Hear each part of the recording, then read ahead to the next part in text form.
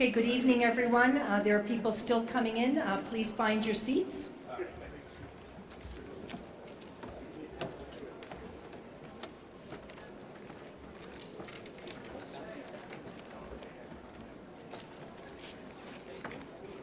Thank you for coming this evening. I just want to let everyone know that this is live streaming this evening. And also, when we do end the presentation this evening, there are index cards. I believe they're out at the table in the lobby. Please make sure you grab one if you have a question for our question and answer period. So with no further ado, I would like to invite the Honorable Mayor Bill Carpenter to come up and welcome all of you. Thank you.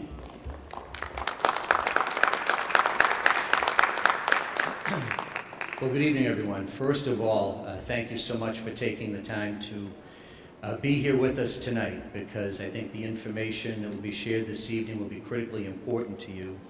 And I think it's important that everyone know just how important student safety is to us, and the fact that it is our #1 priority and always has been. I'll share just a little bit of history with you about, in terms of the school committee's involvement with student safety over the last number of years. Just a little over 8 years ago, I was just getting ready to be sworn into my first term on the school committee when there was a very unfortunate incident here on the high school campus. There was a shooting on the steps of the gym after school during basketball tryouts. And it was an awakening experience, I think, for everyone. Parents, faculty, administrators, the school committee, for all of us involved, because I think just like on a much smaller scale, but you've heard people say from Parkland that you never think it would happen at your school, and you don't see it coming when it does. Thank goodness that was certainly nowhere near the severity of Parkland, but it was an awakening to us that we had to focus on improving our safety and security measures in the schools. So as a result of that, we had a commission that was formed, a consultant was brought in, we received a report called the MAC report. MAC was the outside consultant that made a lot of recommendations, and a lot of really good work came out of that over the next 2 or 3 years. So as an example, the school police, you're going to hear from Lieutenant Mills tonight. Well, prior to that, the school police had operated somewhat independently and reported to school administrators, and we changed that as a result of one of the recommendations, and now today we have a Brockton police supervisor who directly oversees the school police force, and that's Lieutenant Mills. And over these last number of years, we know that the level of training, the professionalism of the school police force has increased dramatically and is on a par with any police force anywhere. So we've got the reorganization of the school police, and remember, Brockton is the only community in the Commonwealth of Massachusetts that has a fully sworn, fully academy-trained, fully armed school police force dedicated to the schools and always present on the school campuses. This is the only place that is. Whenever you come onto this high school campus, there is always a school police presence here. Beyond that, a lot of investments in technology and training. Today on this high school campus, there are over 150 video surveillance cameras between inside and outside. I don't think I'd be exaggerating to say there's not a square foot of space in the high school campus that there's not a camera shining on. We've had a recent upgrade to that system during the past year, where now that system is tied directly into the Brockton Police Department system. And from the police department, they actually have the capability to live look through any of those cameras. So God forbid there was some type of incident going on here at the high school campus. Once the location was identified, the police would actually have the ability to select the cameras in that area and look through and get a view through those cameras. Some of the changes were really simple. If you notice when you come into the high school, all of the doors have numbers next to them. This is a huge complex. all kinds of entrances to get in and out. Well, they weren't numbered before, and that was one of the weaknesses that was pointed out, was that in a crisis incident, there could be confusion as to who's going in what door, or who should go out what door, or where the first responder should be responding, and that was overcome by simply numbering all of the doors. And now if there's a call here, the door number is included and everybody knows exactly where to go. We're able to obtain a couple grants over the following years, and they helped us with a lot of these improvements. Things like here at the high school, the electronic locks on the doors. Those doors are all locked all the time, but they can be controlled electronically, locked and unlocked, all at once, or whichever ones you want to identify. Lobby guard, I don't know if any of you have visited the school recently, but you know, there was a time when I don't think we always knew exactly who was in the building. But that's not the case anymore, because now you don't get in the building without a photo ID, checking into lobby guard, having your identification verified, and wearing a visitor pass so everybody knows who you are. So I think we've made a lot of strides, and there's no doubt that the challenges are still huge. We are in no way satisfied. We're always looking to improve. We're always, I know Lieutenant Mills is always attending training and bringing those trainings back to our officers. We're looking at what other cities and school districts are doing. But I think that we, in many ways, have been on the leading edge of school safety and security now over the last few years.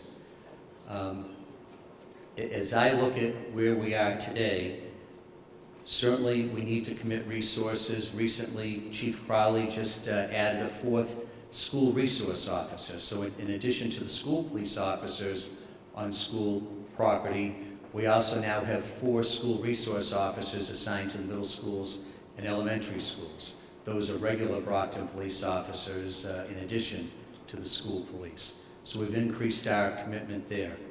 But I think we also realize that there's more that we can do. Part of the presentation you'll see this evening is about social media. I know that from when I went to school and what it's like today, social media has changed the game. And you know, there was a time I think school administrators only had to worry about who behaved in class. That's not the case anymore.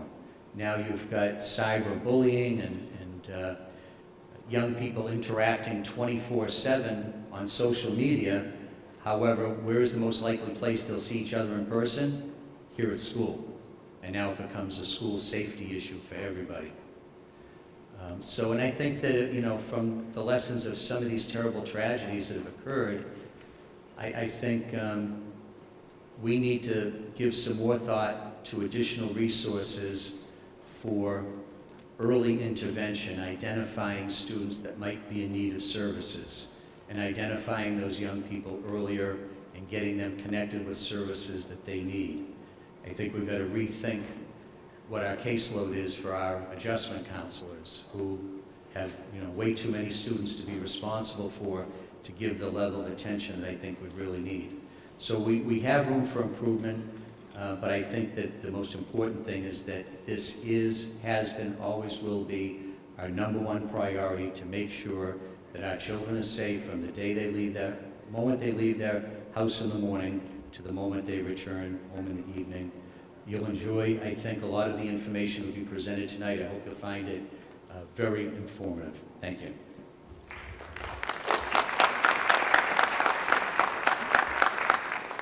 Thank you, Mayor.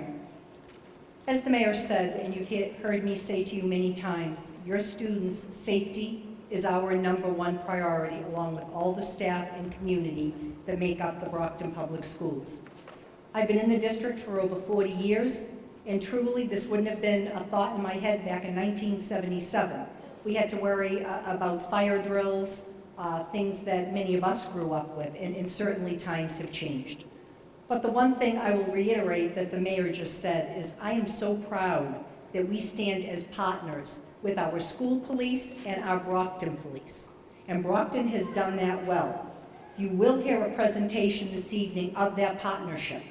And Brockton, again, when we have looked at what has happened over the past 20 or more years, starting with Columbine, Virginia Tech, certainly Sandy Hook, and now Parkland, Florida.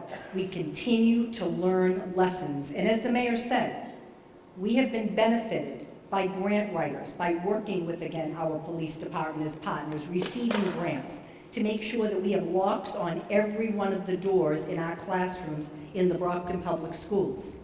Many of you have already heard the terms stay in place, shelter in place, lockdown. The terms continue to change as they evolve. I'm sure your children have talked to you about those trainings. You have also heard very popular the ALICE training. And while we have our police officers that have done many of these trainings, active shooter trainings, you will hear Lieutenant Mills talk to you about our force here in Brockton and how prepared they are to support our schools in the case of an emergency. You will also hear this evening about trainings that we are putting in place for our teachers and our students, which is why it's so imperative that you're here with us this evening to hear some of those conversations that are going to be coming home from your children. Words such as run, hide, fight. So these are words that you're going to hear your children talk about in ways that we're going to resource them because they are partners with us also. And whether they're our youngest children to our oldest children, obviously we do things that are developmentally sound, but we need your support in assuring our children that we are all here together to make sure that they can come and learn, they can socialize, make friends, and have a wonderful experience in school, just like every one of us had an opportunity to have. And I do want to get to the speakers, but I want to leave you with one thought, is when you have looked at Parkland, Florida, and I took a step back, and you heard about the teachers and the staff stay with their students. That's becoming very, very evident to me. When you hear about a teacher in Parkland, Florida, who on Valentine's Day was teaching a creative writing class. The children were talking about love poems. And all of a sudden, the fire drill was pulled. As she started to exit the classroom, that is routine for all of us when the fire alarm goes off, she had to listen and noticed that there was something down the hall that didn't seem right. Whether she saw something, heard something, she immediately brought those kids back into that classroom. She talks about how difficult it was with fine motor to be able to lock that classroom door so there would not be an intruder, and for the kids to be prepared. Unfortunately, she tried to signal very quickly to the room right next to her, and they were not so fortunate. So it is a case of paying attention, listening, and following the trainings that you're going to hear about this evening, because there's no one way to do what we're seeing happening. But what I will assure you is that we will do the very best in the Brockton Public Schools. We will make sure that we're the best trained. We will collaborate with our police, with our fire, with our public safety officials, and most importantly, with our parents and our community as partners. So again, thank you very much for being here. I also want to introduce our onstage guests. I am so pleased to have our Police Chief, John Crowley, our Fire Chief, Michael Williams, and Lieutenant Mills will be introduced to you in a moment. And I do have to say before I leave that my partner in education, our Deputy Superintendent, Mike Thomas, has been at the forefront. He has been on governor's councils, on looking at safety and security throughout our state. So we are in very, very good hands here in Brockton. So Chief Crowley.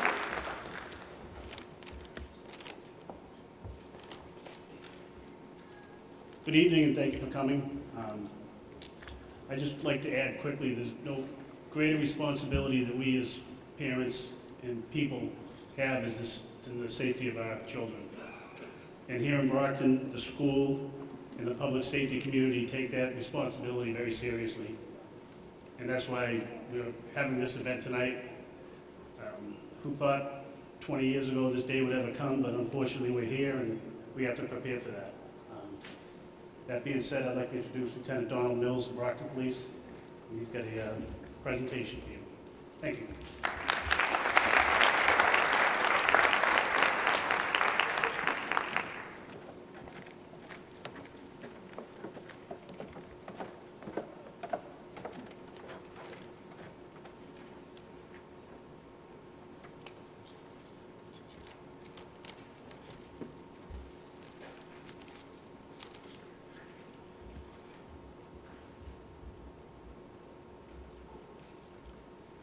Good evening. My name is Donnie Mills. I'm a lieutenant with the Brockton Police Department. Thank you all for coming here this evening. I appreciate it. It's good to see parental support in the job that we do day in and day out. I'm very fortunate to say that next month I get to start my 25th year with the Brockton Police Department. The city is a great city. It's been very good to me, and I'm grateful to be here tonight.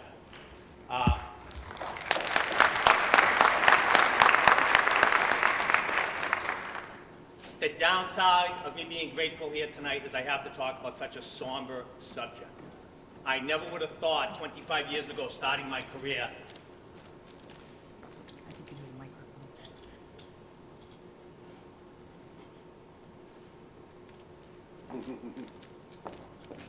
yeah, I'm not a big microphone.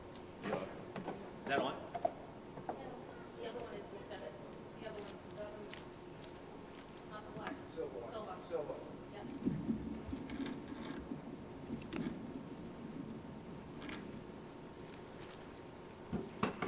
Okay, I apologize if anyone couldn't hear me. I'm not a big microphone guy. Very somber subject. I never would have thought 25 years ago that my job duties would include addressing the public on some type of creature that would ever enter a public school and do harm to children. It's a reprehensible subject. So I'm going to apologize if some of the information I impart tonight is hard to swallow, but living in the world that we live in today and seeing what's going on as recently as last month, it's something we realize we need to talk about. And then after, two officers that work in the school district are going to give you a presentation on social media. I really, really hope that you folks pay attention and take something out of it. Social media has become a great stranglehold on our resources. Not a single week goes by that we are not performing at least 2 investigations of some type of conduct that is started on social media and someone is either being harassed, bullied, or in fear of some type of violence. And to be quite honest with you, if you go back to our generation, we would have just summed that up as kids being kids. But the difference is it doesn't end in school or the play yard anymore. The social media is 24/7, even when the kids are on vacation.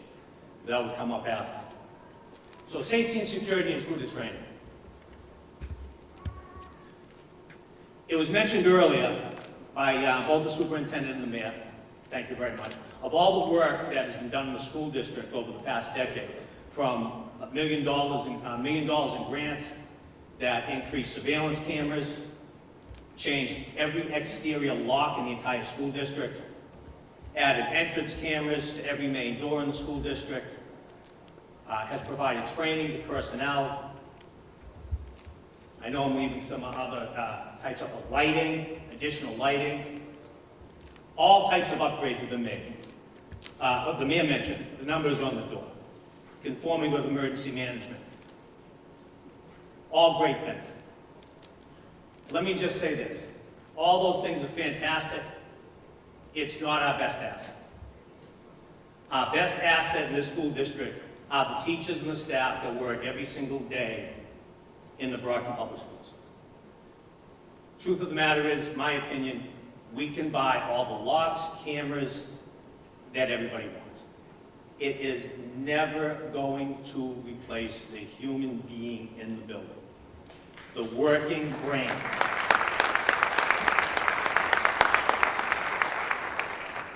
You're going to hear me say when I get into this presentation, the big thing I tell these teachers is this. What I know for sure is I don't know for sure. Anybody here in the audience that knows me knows I'm not the guy that likes to just tell you a story. I'm going to tell you how it is, even if it's not popular.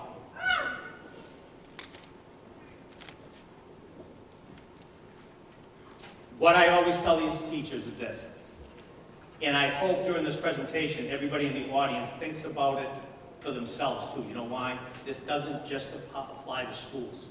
These things are happening all over the world, in movie theaters, in restaurants, on military installations, shopping malls, plazas. So everything that's spoke about here today can apply to each and every one of you in your personal lives as well.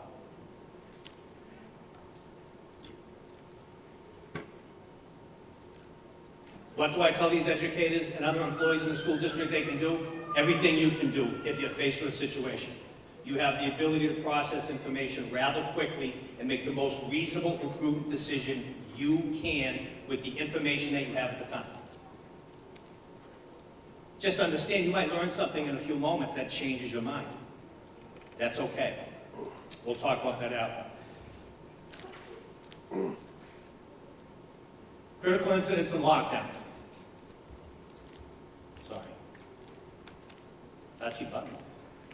School shootings. Every community's worst nightmare. It's unfortunate. It's happening. They've already been mentioned tonight. The big ones that have kind of reshaped the way the police respond. I can tell you when I started 25 years ago, it was a different type of response, and that was evident in Columbine. Anyone that really remembers 1999 Columbine may remember that the following year in 2000, 60 Minutes did an expose right on the subject. And the police department down there was basically crucified for the way they handled the situation. To be perfectly honest with you, the police officers that day did absolutely what they were taught, what they were trained, and what they practiced to do. As we talk about the presentation, you'll hear me talk about things such as muscle memory and training for real-world situations. That's what we're doing with your educators and your staff members in these schools.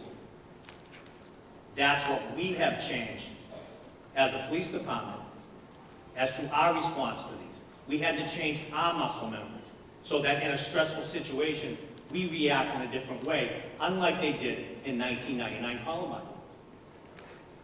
Today, there is a whole new course called the Patrol Officer's Response to an Active Shooter. I'm an instructor in it. When I took this assignment a year into it, I found the school. I got myself and 2 officers that worked for the school district involved. We went and became instructors. I can tell you the officers assigned to the school division practice this a few times a year. And we've also trained probably 2/3 of all the police officers on the police department itself, just not assigned to the school. And I can tell you now, off the top of my head, and I'm not going to say names because I wouldn't want to forget anybody, but off the top of my head, I can think of at least 4 other officers that have also now become instructors and are teaching it at the academy, at the recruit level, and at the in-service level. Or I should say professional development level for veteran police officers that go to school.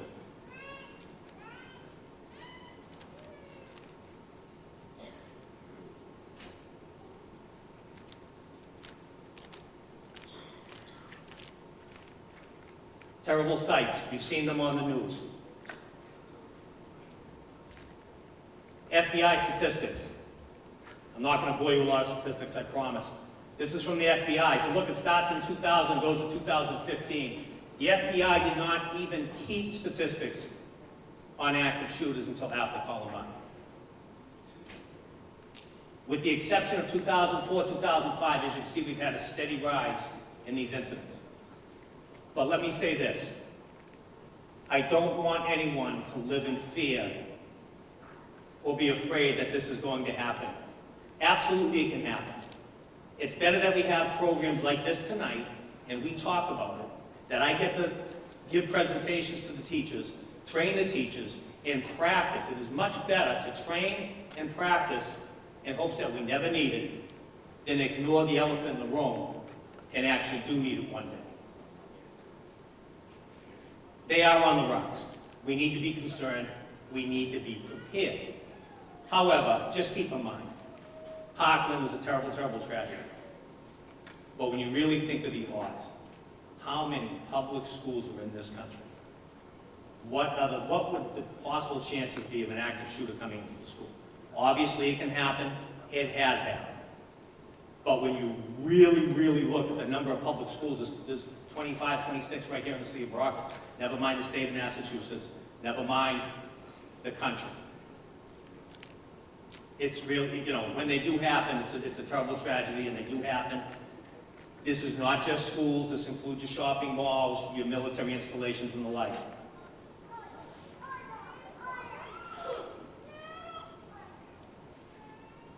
We need to understand it can happen here. We do have to realize it is a possibility. We need to prepare for it. We need to train for it. The students rely on the adults in their building for guidance and protection. They're going to look up to them. What we really need from you folks here tonight is to support those teachers. Reinforce at home what the teachers are instructing the children in school when it comes to these matters.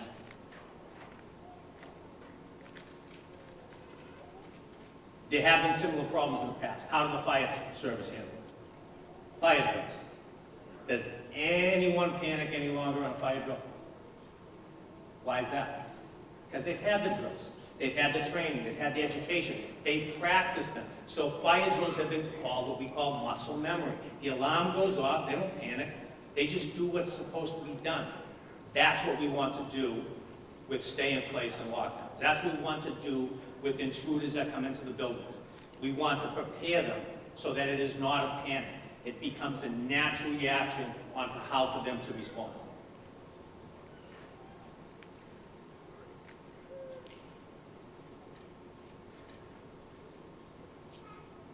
You have to understand, we tell the teachers they need to understand the mindset. You need to understand the mindset that when we do train and we do drill, we're not training for a drill. We have to train for a real world event. In a fire drill,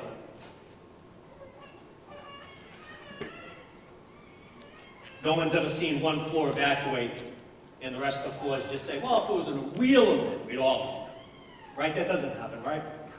Excuse me. Everybody goes. We need to understand bad things can happen. The most important thing we have is what I said, our staff members. They're our most valuable asset, the working brain, the people that can process that information quickly and make the most reasonable decision to protect their children and themselves. When we drill, we're looking at the procedures, we're looking at the practices of the school, the hardware, our locks, the physical structure. Is there a place we need to make a change in the individual readiness? And I would argue that, again, is the most valuable thing, is the individual readiness. Your individual readiness. When you're out, do we pay attention? Go to a theater, you're looking at the exits, looking at those that are around you. When you're in a restaurant, you know where the front entrance is, where the back entrance is. What would you do if something bad happened? These are all things you can do in your mind. It's not unheard of. People talk about firemen and policemen. You do realize on their way to a call, they sometimes will play a tape in their mind of what possibly could happen and how they would respond to that. Why? So they're somewhat prepared. Even though neither occupation knows exactly what they're going to walk into, but they can base it on past experiences. I'm sure if we polled the room, everybody here has some type of experience. They've witnessed, they've seen something that made them uncomfortable. Whether it was just a couple arguing in the corner of the restaurant, made them uncomfortable. Somebody here very well might have been at a mall shopping, was on their way out the door, and as they hit that first door to go to the parking lot, something just didn't sit right with them. They can't exactly put their finger on what it was, but the little hairs in the back of the neck went up. And they thought to themselves, you know what? I'm going to get a cup of coffee. They go get a cup of coffee, they let 15 minutes go by and they go to the car. They don't know if anything ever happened, but they felt uncomfortable. Those little natural reactors and reactions, you need to listen to them. Pay attention to them.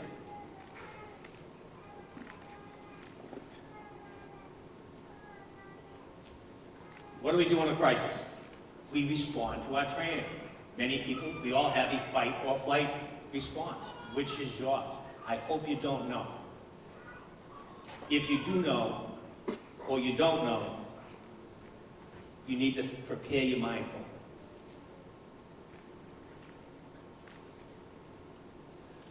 Remember that these that we're going to talk about tonight are baseline plans. There are all kinds of what ifs. We are trying to break this down to the entire school district as simply as we can with a strong foundation. Why? Every situation that we've learned from is different. Am I right? You look at Columbine, it was a high school, it was 2 shooters.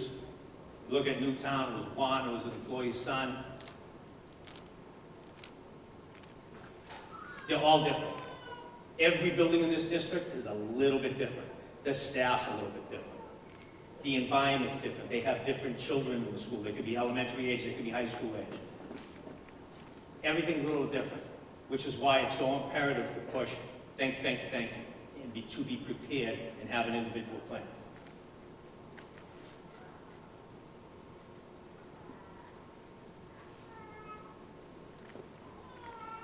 While we run drills with the teachers and give them presentations, it is the teachers that actually educate your children. They're the best at it, not I. All right, I can barely stand up here and talk to you folks. Never, I couldn't imagine trying how to ever teach a young person to read is beyond me. Not my forte. Your educators are the people best suited for age-appropriate instruction. Think fire. They're commonplace, they're necessary, they're fare-free, and they're reoccurring.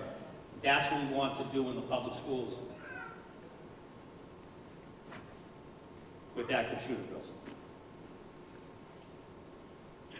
Terminology, we're going to talk about basically two plans that we have. We want to keep this basic. Again, all the schools are a little bit different.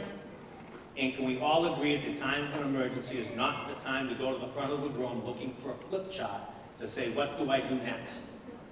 Certainly not the time to do that. Lockdown and stay in place.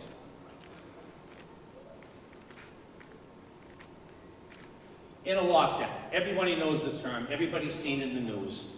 My biggest issue is I find it's always overused in the media. A couple weeks ago I heard there was a community, a jewelry store got robbed, and the elementary school 3 blocks away was placed in lockdown. Now I really hope it was placed in a stay-in-place or a shelter-in-place, and that, you know, the editor of the newspaper or the producer of the 12 o'clock news changed it to lockdown because they knew everybody knew what the term was. Lockdown is for an emergency inside the building, not outside. Your school is going into lockdown. The building has already been compromised.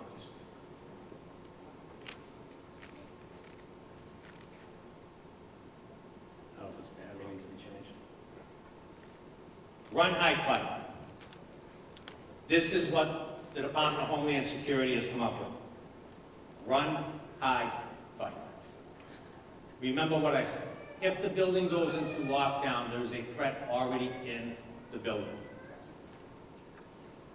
If they're not in direct contact and can't secure a location, their recommendation is to run. If they're not and they can, they might want to take refuge in their room. As a last resort, fight. These teachers are told to do whatever it is they need to do.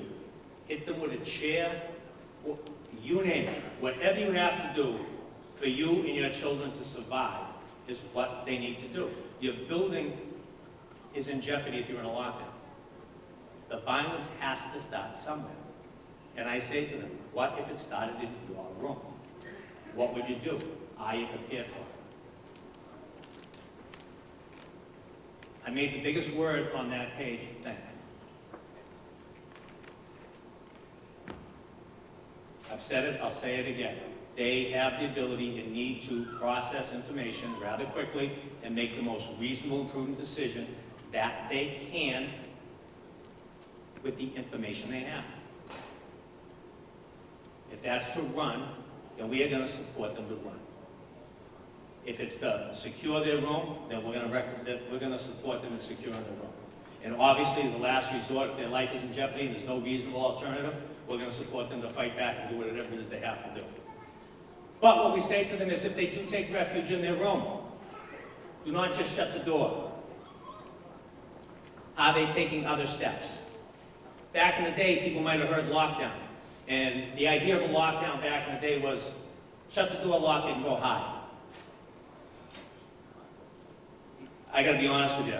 I'm not going to tell you I wasn't taught that because we were, but a group of us came back and scratched our head and go, are you kidding me? You know what it honestly reminded me of was back in my day, when I was in school, it was the fear of the atomic bomb, and we were told just get under the desk. Really? The desk was going to help me? I didn't have that in Iraq. Like, you know, in my opinion, it was the government telling us they had a plan and telling us to do something to make us feel better. But like I said at the beginning, I'm not the guy to stand up here and tell you something just to make you feel better. So we never really adopted the shut the door and hide. we always said, take action, barricade the door, blockade the door, tie it off. And I would say that to the teachers. Do you have a plan in your head? Will you rip the extension cord off your computer equipment and use it to tie off the door? The strap to your pocketbook, will you rip it off and use that? Your belt. Will you take half the book, even if you have to damage a book, and use it to create a wedge and slam it underneath that door? Anything to make it harder for an intruder to gain entry. And I also say to them, again, they're constantly thinking, and the decision is theirs. I tell them they don't need to worry. They shouldn't be fretful. You know why? We, as society, already trust them beyond anyone else. Why is that? We give them our children every single day. We already trust them. So we need to trust them to make these decisions for our children and to protect them.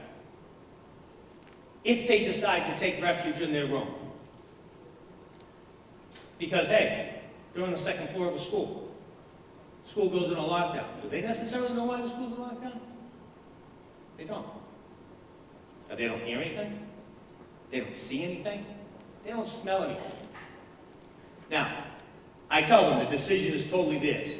If they decide to run and get out, or they decide to barricade. The only thing I offer is this. If I didn't see anything, hear anything, or smell anything, I certainly wouldn't want to exit the room, go down the hallway, down the stairs, and walk into an aggressor. That being said, they choose to barricade the room, and 5 minutes later, all of a sudden, they do hear something down the hallway that's threatening. Well, they just got new information, right? They allowed to change their mind? I like to say, if we all decide to drive to Florida for the weekend, and we make the plan, we're going to drive south on 95 the whole way, and then we heard on the radio that a chemical truck overturned, we might say, oh, wait a minute. We're going to change our route. It's the same thing. They have to have the ability to make those decisions. This graph up on the screen represents the second floor of Virginia Tech in 2007. Go back. Thank you. The concept here is a little disturbing. But it's a lesson that is worth talking about that we learned about barricading and blockading. In 2007, Virginia Tech, a suspect went up to the second floor and he chained the hallway door shut so no one could get out. He went down, he did that from the outside. He went back down the stairs, he went across the first floor, up the opposite stairways. This time came in and chained the door from the inside. Basically sealing off both exits to the floor, from the floor. He then started firing weapons. Somebody thought it was theatrical and came out into the hallway to see what was going on. He died in the hallway. What this creature did is he indiscriminately, without patent or rhyme or reason, went into a room and started shooting. And he'd go to another room and he'd shoot. He'd go back to the first room and he'd shoot. He'd go to another room and he'd shoot. No one's been able to this day to actually pin down his exact pattern as to which rooms and how he made his pattern throughout the hallway. In room 206, where there was 14 people, 10 died, 2 were wounded. Across the hall, 211, there was 19, 12 died. I'm not talking the whole floor. These numbers represent each individual room. 6 wounded there. As you come down the hall, it starts to get bad. It gets a little better. In room 207, there was 13. 5 died, 6 were wounded. You see in red it says after the first time. After that creature left, the people that could move looked at each other and said, we have to do something. And they started to barricade the room. The survivors in that room told the authorities he tried to get back in several more times and couldn't. He went back into some other rooms and started shooting. Across the hall in room 204, where there was 19, 2 people died, 3 people wounded. The 3 people wounded, I believe, is impacted the ground. Virginia Tech is a very old school. It had very large windows. They didn't lock. They thought their best course of action was to escape through the window.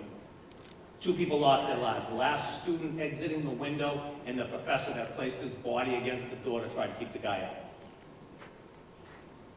205 had the best results. 12 people were there, 0-0. Nobody died, nobody got wounded physically. What did they do? As soon as they heard, and let's face it, folks, they heard absolute carnage, right? Fire alarm going off, smelling gunpowder, hearing gunshots, hearing people crying, hearing people screaming. They started to barricade their room immediately. They told the authorities, he tried to get in several times and couldn't, and just moved on. He'd come back, still couldn't get in, then he'd leave for a while. I shared this presentation with this slide with your teachers and staff in the schools, but I'm very clear. In no way am I trying to say, do this and it's a guaranteed win, because they did it here. It's to give them options. It's to show them what people did in a real-world situation, what worked and what didn't work. Whether they decide to run or barricade like the folks in 205 is their decision, based on the information they have at the time. And I say the same to you, if you're at a shopping mall, a restaurant, any place in the world you may be, and something like this happens.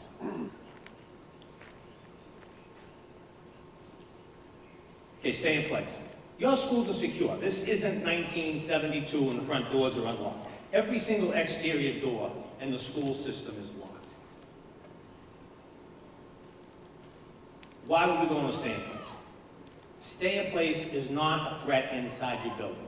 A stay in place is for something outside the building. Remember I mentioned that lockdown some community did because of jewelry store theft? Well, I can see that happen. We've used it several times. Some of you may have gotten a connected call or a letter from your principal saying the school's put in stay in place due to police activity in the neighborhood. You know, every now and then a crime will happen in the city and, you know, a suspect is on foot and on the run and police are chasing him through the neighborhood. When that happens, somebody on my staff will go to the school, call the school, or some way contact the school and tell them that the school will stay in place. An officer assigned to the school district will respond to that school and stay on site till the emergency is over, while our friends are out there searching for the bad guy, or the suspect at the time. We just want to ramp up security in the school a little bit. All right, there's always that fear that if someone came to the door, especially a child in their younger years, might be enticed to push the door open. Because although our schools are secure and they're all locked, we all realize through the fire codes that kids are not locked in. Anybody can leave any exit. So if there was an emergency or some type of police activity, if there was some type of weather threat, something outside the building, that's where we would use a stay in place, where the teachers would just keep their students in their room and no one would move freely throughout the building and no visitors would be allowed in. However, there are some scenarios where I would expect your school administrator to use this for a problem in the building. The best example I can give is imagine the principal has a visitor or parent, and during that visit, that parent goes into cardiac arrest. 911 is called, fire and ambulance are on the way. Do we really need the children to see this? I don't think so. That'd be a great opportunity, and it counts as practice, wouldn't it? The school administration put that school and stay in place. All the kids stay in their room. The teacher keeps teaching, keeps the students calm. EMS comes in, renders aid, gets the person out to the ambulance is on their way, and the stay in place is lifted. And no student was traumatized.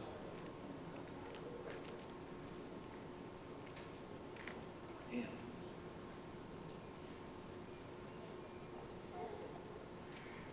Lockdowns and anxiety. They can cause anxiety. Parents, your children are going to respond to your response. Do your best to keep your anxiety down. Have yourself be prepared. support your school's efforts by reinforcing with your students the importance of following directions when they're told to do an assignment. There's always time to ask questions later, not during the event of an emergency. Don't live in fear. Be vigilant. Like we said, although these things seem to be happening all the time, when you really break down the number of schools in the country and how often they happen, it really is a minute percentile. Kids of all ages respond well when they're supported.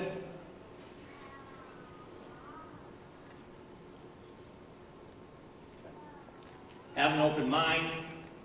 There's no need for you to provide graphic details to your children. You know your children, your students. You know what they can handle, what they can't handle, what they've seen. And these kids, I'll tell you, they pick up on a lot. I was just in a meeting last week, and there was a police officer from another community who was giving a presentation with a teacher and actually the teacher's students. And due to their young age, he was basically referring to a wolf in the building. And in the event there was a wolf in the building, you know, you'd want to follow the teacher's instructions and do this and do that. And a child raised his hand. Oh, what's your question? And the young man, about 6 years old, goes, yeah, but when you say wolf, aren't you talking about a guy with a gun? Our children are intelligent. They know. So please, support your safe schools. Support the staff. When you come into the building during dismissal, you know, follow their rules on campus. They're really doing it for the safety of the kids. Visiting the building, understand we just don't have an open door. You have to sign in. You might have to wait to be escorted. I understand sometimes, you know, we all have busy lives. We're all trying to make doctor's appointments and the kids' basketball practice. Trust me, I get it. I got 2 daughters myself.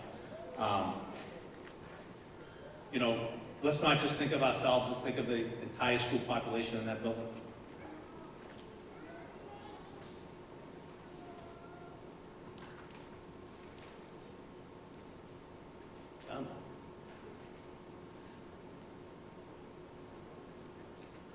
You hit that, try to get the whole side. One more.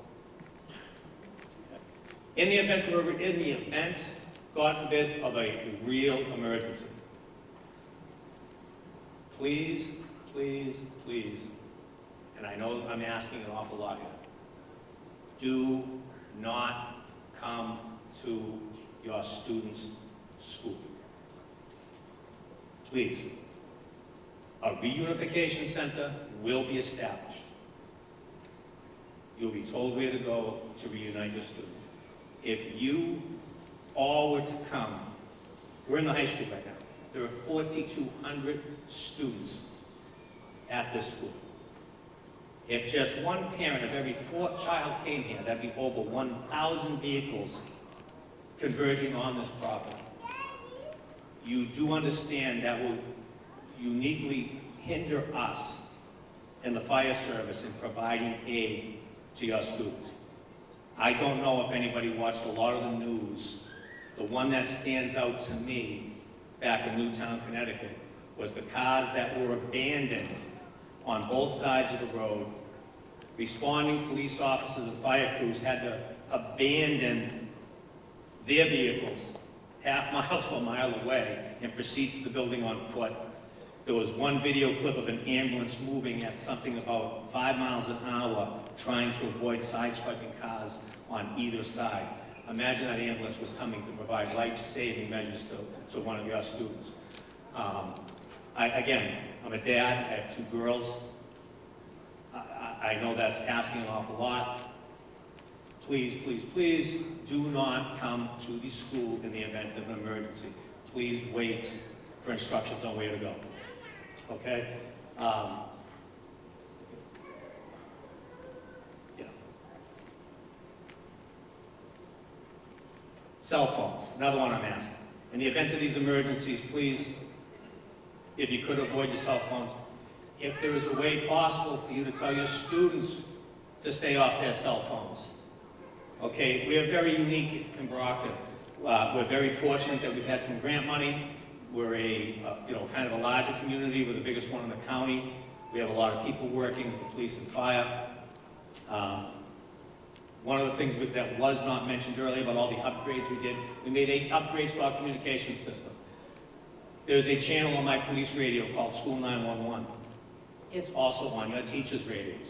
In the event of an emergency, we can instruct them all to go to School 911.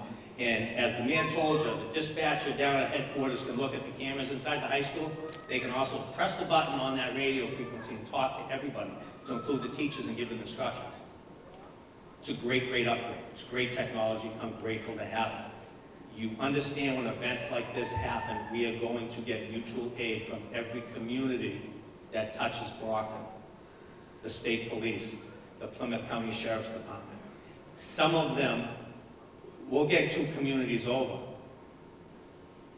All right, we had a bad situation on Thatcher Street. I remember a car from Anson, like 3 towns away, showed up. Not every community is going to be able to flip to the Brockton station and communicate. We do sometimes rely on the cell towers. If the cell towers are jammed due to overusage because everybody else is on it, again, that's going to prohibit our ability. So again, I know I'm asking a lot, but it's a real important part of my piece. Please don't respond to the school in the event of a real event, and try to avoid cell phone and telling your students to stay off the cell phone.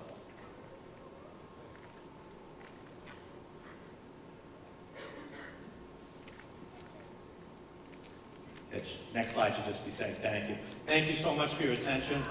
Again, I appreciate you being here.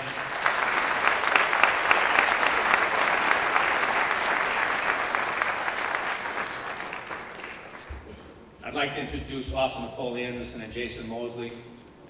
They're both assigned to the school division. Jason is an employee on the school side, while Nicole's an employee on the city side. Sometimes it's painful for me to say that when, I know they both went to the same academy and they do the same job, they wear the same uniform. They basically get their paychecks in 2 different buildings. They put together this presentation, they put a lot of time in it, into it. I think it's important, and it's really real world. It's what's out there today. These kids know more about this stuff than I ever. Thank you much.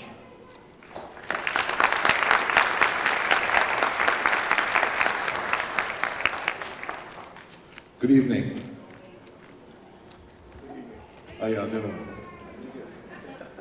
You know, my whole life I had to wait for 44 years to get up on this stage. Hey, had nothing but time, right? Before I start, I just want to thank the mayor, superintendent, deputy superintendent, both chiefs, and to the Mills and the school committee for having us come up here and talk to you about the safeties and the concerns about social media. Just a little bit about myself. My name is Officer Mosley. I've been a school police officer for the last 17 years. Born and raised in this beautiful city. To be honest with you, when I first got on, one of the big things that we had was busting kids for drugs and breaking up fights. And then last, I think, 5 or 6 years, this whole thing dealing with social media has come into play. And believe it or not, it's here, and it's become part of our job. And Lieutenant's right, at least maybe we get about 2, sometimes even 3 incidences where we're dealing with something that started on social media outside of school and then carried over into school. It's very time consuming. So we're just going to give a little oversight about social media. You might have we've done pretty much all the junior highs this year. The funny thing is, about last year, I had to deal with an incident with social media, and I was saying to myself, someone needs to do like a presentation about this stuff, because this is ridiculous. Like, I don't remember having to deal with so much problem with social media. So this year, Officer Anderson and I came up with it, and here we are doing it. But we've gone through all the junior high schools. The last one we did was West, and we talked about the good and the bad and the ugly things. The good thing about social media, as we all know, we do online shopping, right? Some of you kids out there, it's very resourceful as far as finding information for school. But the bad thing about it is that we got some bad individuals out there that use it, such as online predators, that take advantage of the social media. And back in my day, they not only just driving around in cars and vans and trying to lure kids, but they're using social media to get at our children. And the other aspect of it also is that a lot of times kids are getting in trouble for posting things or putting pictures up there that they shouldn't have, that's inappropriate, and they have to deal with the legal aspect of it, and that's where we come into play. So without further ado, we'll turn it over to Officer Anderson. All right. Thank you, partner. All right, we're gonna see if this clicker will work. If not, can I just point to you and you'll just know? All right, so I'll point to you. All right, good evening, everyone. I'm Officer Anderson. I'm a member of the Brockton Police Department. I've been on for 10 years now. I'm currently the school resource officer for South Middle School, East Middle School, and the Huntington Alternative. I was born and raised in Brockton, just like my partner. I started off at Raymond, then I went over to North. I went to Brockton High first semester, transferred over to Cardinal Spellman, where I graduated from. So the Brockton school system has educated me. And it's a great honor to now be in this position now as a school resource officer, because now I can give back to the children of Brockton. And I can educate them, right? And I can educate you parents. So I'm very, very grateful to be in this position. Before we carry on, I want to let you know, there's some great reads out back. So when this presentation is over, Nancy Lieberg, Officer Lieberg, there she is, definitely go over to that table and pick up some information. There's information about cyberbullying. There's information on internet safety. There's information on trying to keep your child safe and building their character. So I definitely strongly suggest that you pick it up. Sounds good? Yes. So now let's get into the safety component. Thank you very much, sir. We'll get into the safety component. When we talk about safety and online, there are some innate things about online that as parents and as you children, because I see some that's in here, we have to know that there's certain dangers that's going to exist, okay? For example, the first one, that old adage, stranger danger. Think about it. When we talk about the population of this entire world, we're talking about billions of people, right? But then when we talk about how many people are actually part of your cyber virtual community that you communicate with online, it's comparable, it's like peanuts, correct? So if you have the mindset that says, you know what? The people that I interact with on the internet, the majority of them are strangers. If you have that mindset to say that they're a stranger, then it's going to help you with the decisions that you make of how you deal with the social media and how you deal with the internet. Make sense? You're going to be careful of what you tell them, right? How much information you give out. The second one that we have to be aware of, because it's just one of those things that's always going to be on the internet, inappropriate material. And this is specifically for you parents here. You have to understand, you give your child a smart device. With that smart device, they can look up absolutely anything. I'm talking about from, there's a long list of things. Let's talk about it. Terrorism, right? Guns, drugs, sex, right? Pornography. Your children have access to this with that one device. So if you have the mindset that says, you know what? I know that my child has this access to this inappropriate material. Let me set some restrictions on how much access they have. You're keeping your child safe, right? The next thing let's talk about, bad downloads. This is an unfortunate reality. There's some computer guys out there that just want to destroy your computers. So you have to be careful about the things that you're clicking on. Because some of the websites that you go to and those different links that you're clicking on, they may not actually be what they show itself to be. So you have to be careful. You don't want to be that parent where, let's say for example, Google, because that's like the most popular search engine, correct? Yeah, exactly. Everyone uses Google. So let's think about it. You go and you Google, you do a Google search, and it's about child events in the area near Brockton. You click on a website, it looks like they have all that information. Then they tell you, click on this PDF file, it'll give you the download, you'll have all the information of all the nearest events near Brockton. You click on it. Oh my goodness. What happens next? You have a pop-up of child pornography. Something that you didn't expect to receive, right? Based upon what you clicked on. So just be cautious of that and make sure that you do your research, because not every link in every website is a credible website. And when we talk about another danger, information theft, please, you have no idea. There are criminals out there that want to take your hard-working money and my hard-working money, right? So be careful not to make their job easier by giving them your information, right? Your social security number, your date of birth, right? The credit card information that you have. Don't make their job easier. And the last one that we have to understand that is an innate danger online, high-tech bullying. It's everywhere today. Officer Mosley and I, you know what we call it? We call it the keyboard thugs. Those are those people that sit behind the keyboard, talking reckless. But if you were to confront them to their face, they probably wouldn't say that. But this is happening specifically with our children. So as parents, if you know that this high-tech bullying is occurring, you're now going to be able to better equip your children with how to deal with it. Maybe not be part of the problem, but be part of the solution. Really not feeding into the drama that they're seeing online. Make sense? Fantastic. Officer Mosley?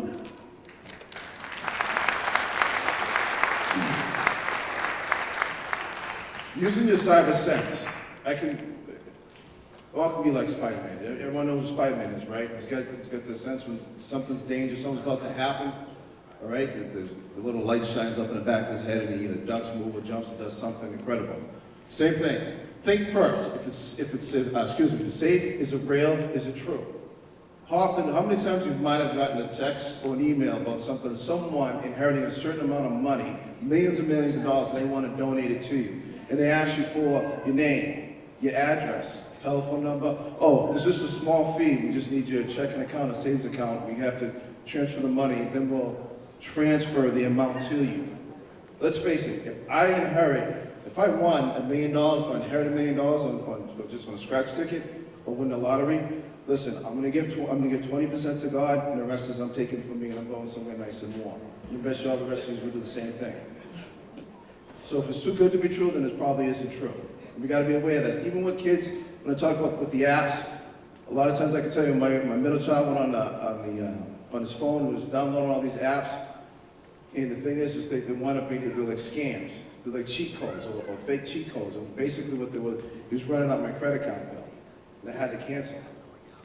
So parents, you got to be aware of that. You got to monitor that stuff. Okay, mind your manners. Treat others like you would if you want to be treated. That's an old expression. Treat others as you want to be treated. When you go on the social media, okay, you got to be careful what you put out there because you don't know who you might be offending. And we got to be careful of that. Click carefully. Again, some of those apps that are out there say one thing and mean another. And you want to be careful with that. All right? Again, people out there that are out there trying to steal your information, you got to be vigilant. Because it's like, again, I go back to the first thing. If it sounds too good to be true, then it probably isn't.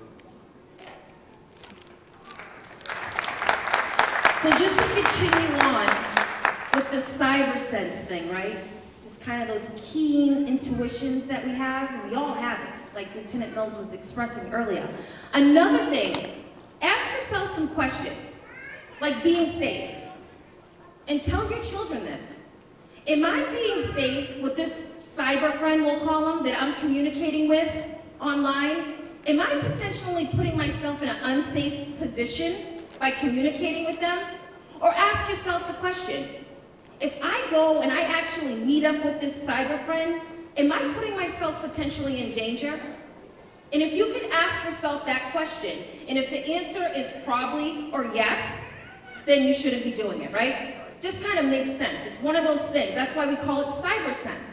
Another thing, obeying the laws. It's pretty straightforward. Ask yourself the question.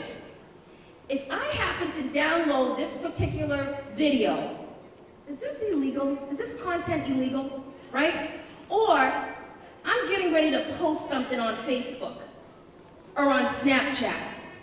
If I post this, is this illegal?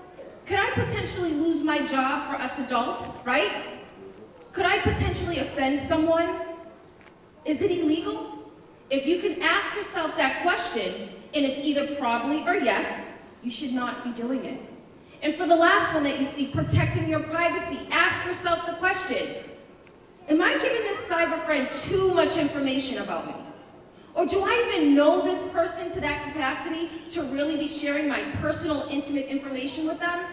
And if you can ask yourself that question, and it's either probably or yes, you should not be doing it. Officer Mosley?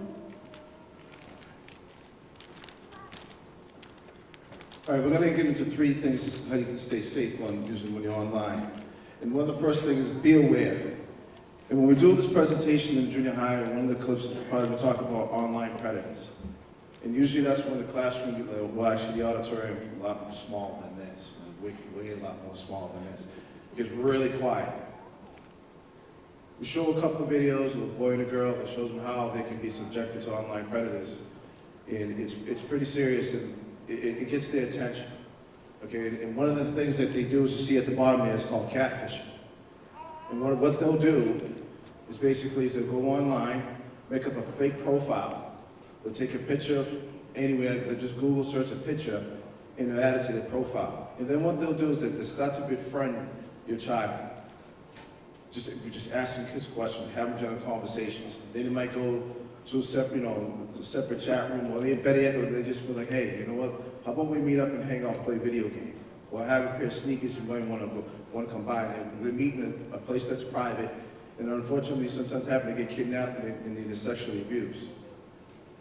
So I want to ask you, how many parents in here check their kids' phones on a regular basis? That's good. That's good. You got to monitor this stuff. This stuff is serious, and we want to be vigilant about it. I don't want to put Officer Mosley on the spot with this one, but he actually was involved. I guess we can call it catfishing. So Officer Mosley can be very humbling and shy at times. But why don't you give the audience just a clear, real story where he actually was able to catfish a student? But thank God it was Officer Mosley that was able to reach out to that parent. Because what if it was somebody else?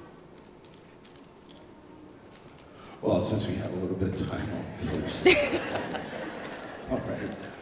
I didn't want to steal your thunder, but okay. I'm not shy, we have a time limit, I was just trying to stick to it, but all right. Actually, this past winter, I'm going to say probably it was probably November. Anyone ever heard of the app called Opera? Okay, well, there's a particular item I was looking to purchase, and I spoke to the individual via text, offer up, and I said, so how much for it? I think it was maybe like $50. And I said, all right, when would you like to meet? He goes, well, I get out of school at 1:59. So I figured, must be a junior high school kid. I said, okay, so where's your parents? Where are your parents?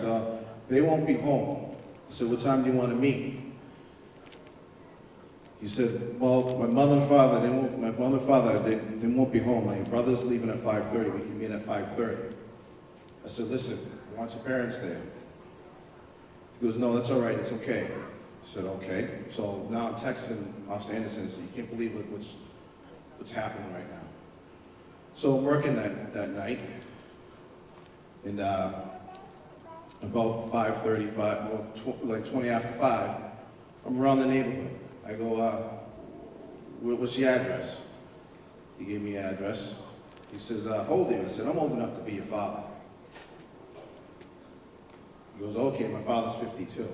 How to remember that number, I don't know, but I'm like, well, I'm not that old, but I'm old enough to be your father. So I'm sitting at the side street, and there's a car parked down the road. He says, are you out front? I go, yeah, I'm out front. So I see an individual run up to the car and come back and runs back into his house. So I pull up to the car thinking, like, hey, what's going on? Hey, what happened? And there's two individuals, a guy and a girl. They looked at me like I had two heads. They had no idea why I was there. And, you see a cruiser pulling up behind me, and they thought they did something wrong. I'm like, no, you're all set. I'm good to go. So I texted him, I said, where are you? He says, I'm in front of my house. I said, I'm going to pull down the street. He said, okay.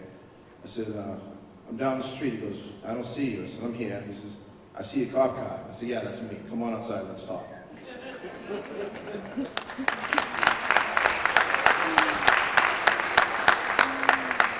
Well, let's just say he said, no way, I'm not going out there. So I told him, I said, that's fine. See, the individual was nice enough to give me his full name. So I went to the infantry campus, I ran, and I found out who he was. So I told his name, I said, such and such, come on outside, I want to talk to you. This is serious. I said, you don't understand what you just did was very dangerous. So I called his father, and I said, hey, this is Officer Mosley. I just want to let you know what just transpired tonight. I said, your son was about to purchase something from a stranger that he did not know, a grown man. Could have taken him. And I could have, if it wasn't me, it was someone else with evil intentions, I could have taken him. Then I talked to his mother, what's his mother's job, and I explained it to them. They're very thankful, very appreciative. I went over to the kid's house, and I spoke to his parents with him there. And I said, the boy's probably about this tall. Yes, it was a boy. About this tall, he was little. And I said, you don't understand what you're doing here, Mike. I said, it's dangerous. I said, there are people out there that do this stuff to actually to get you. They go on these websites to meet up. They're dangerous. So the mother and father were very appreciative of it. I told them, so like I say, lucky it was me, not someone else. So they had a long talk. I assume they had a long talk with them. And that's pretty much that story. But I tell that story to all the junior high schools, and some kids believe it, some kids don't. But that kid believed it. Like I said, he was very lucky that it was me, not someone else. Very good. It's a powerful story. As parents, this is what's happening with these kids, right? We have to stay on top of them. But just to get back into our rules for the online safety, the second rule is using simple screen names. Please, please, do not give your real name or your initials, your date of birth, your address, what school, what address, or any of those things. Please do not give that information. Because if you give it out, you're making that criminal's job that much easier. Does that make sense? And then when we talk about another rule, thank you. When we talk about another rule, chatting safely. This is specifically for you kids that are here in the audience, and for you parents and your children out with you, please tell them this. Stay in public areas when you're communicating. If you're talking with a cyber friend and they're like, you know what? Let's go to a private chat room. Matter of fact, let me give you my email address, or how about my telephone number and call me? You keep it public, because remember this, there's child predators out there, and guess what? If they can get into a private chat room with your child, now they can start the grooming process and eventually get to the place that they want, which is to take advantage of your child. Does that make sense? And it goes hand in hand with the idea of staying virtual. Staying virtual means tell your children, stay in that cyber community. Do not ever, ever meet up with these so-called cyber friends, because you don't know in actuality who they are. Thank you. For the last portion of the whole chatting safely, you want to stay general in your conversation, and please tell your children this. It's okay to say, well, you know what kind of sports are you into? Or, I have a certain favorite food, what are you into? That's general conversation, right? But what we don't want our children to do is when our children are speaking with these cyber friends, and they're like, oh, this sucks, I'm here all day by myself, I got home from school, my mom and dad, they work 2 jobs, and they don't get home until 11 o'clock at night. Wrong thing to say, because if it's a child predator, they now know what time your child got home and how long they're not going to have any supervision.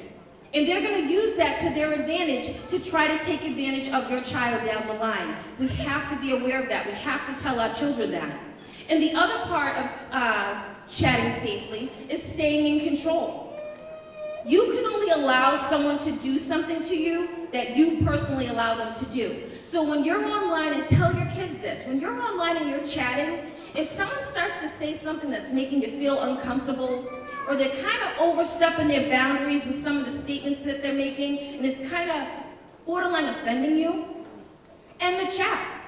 It's that simple. End the chat, delete them as a friend, and move on.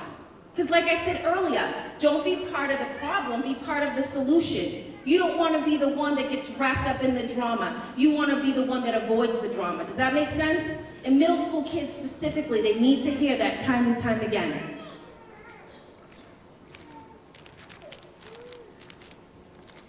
All right, one of the slides that we show when we do our presentation is the social media responsibilities.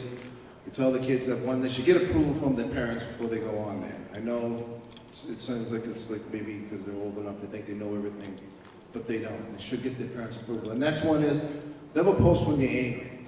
A lot of times, especially with kids, especially with the junior high and some of the high school kids, they're so filled with emotions that they post things and, and they want to regret it later because they come back, they can bite them in the butt. Don't post personal family issues. What I like to say is this: your business is your business, not the whole world business to know. What goes on in the house stays in the house. I don't need to know. If Officer Anderson needs to know anyone in the business, I don't want to know about what's going on in your house. Okay? Remember, everyone knows someone. You post things out there, whether it's a personal comment or a picture of something, you could be offending someone you may not know. It could even be your boss. Okay? Get a second opinion or sending a post or a pic. Okay, that goes back to the first one.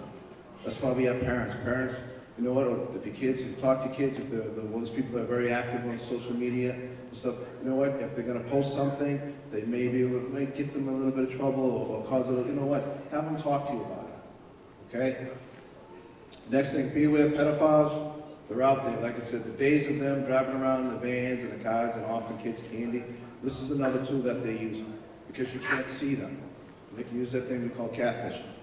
All right? Be cautious with apps. Some apps may say one thing and mean another. All right? You want to be careful with that. Again, I always tell the kids, go back to number one, which is get your parents' approval. All right? Limit your social media friends. Again, why I say that is the whole thing with the catfishing. Some people will go out there, post, like I said, will make up a file, pretend to be your friend, only maybe, or even someone that's hacking into your personal information. You want to be able to protect yourself. Which leads me to the last one. Set privacy in all settings and devices. Again, that's going to protect you and your children. And the last part that we want to touch upon are the legal issues when we talk about social media. So what you're going to see on the screen, thank you, sir, are the 4 laws that we speak about when we do the social media presentations at the middle schools, because we have found that these are the laws that are getting the middle school kids, high school kids jammed up. So we try to give them the education so that they can now make good decisions. So for the first law that you see up there, if you view, obtain, send, record sexual images of a person, it's a felony. And the reason why we talk to the kids about this is because, believe it or not, parents, and we deal with it all the time, there are a lot of kids, specifically more girls than the boys, but boys do it too, where they are sending partial nude or nude photos of themselves to their so-called boyfriend or girlfriend, or someone that they want to be their boyfriend or girlfriend. Little do they know, in the midst of doing that, they're committing a felony. So when we educate the children, we tell them that, listen, this is a felony, which means that you can be arrested for this. And which also means that if you are arrested, which means you now have a criminal charge, you're going to be separated from school while this case is pending. And if you are found guilty of this particular crime, you can end up in juvenile lockup. And as far as on the school side, you will be expelled from school. We educate these children so that now they can make the right decisions.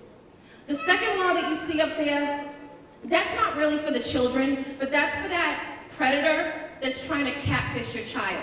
So when we do the social media presentation, we educate the children on what they need to look out for when it comes to these child predators, how they try the grooming process to get your child, whether it's using one of their gaming consoles or one of their social media apps.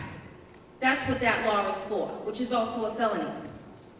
And the last 2 that you see up there is harassment and cyberbullying. These 2 pretty much go hand in hand. And we tell the kids when we do the presentation, listen, we understand that you're not going to get along with everyone, because it's just not the way of the world, right? Some personalities just don't blend with others, and that's okay. But what we do tell them is that you have a responsibility to come to school, get your education, and stay focused. And we explain to them that harassment means that there is unwanted contact. And that unwanted contact, that can be physical confrontation, right? It can be text messages, email, phone calls, using Snapchat, any of that. And if it's repetitive, it's considered harassment. We explain to them that it's a misdemeanor, a little different from that felony, because with the misdemeanor, you will go before the judge and express why you thought it was okay to harass someone and interrupt their educational process at school. But if you're convicted of this crime, you end up doing community service and paying a fine. And on the school side of things, if a child is charged with this particular crime, they will be separated from school. And if they're convicted of the crime, then they will have to seek alternate education elsewhere. We make that very clear for the children. And for the cyberbullying, all it is, parents, is an extreme form of harassment. Except now what that child has done is they've taken their bullying to the internet.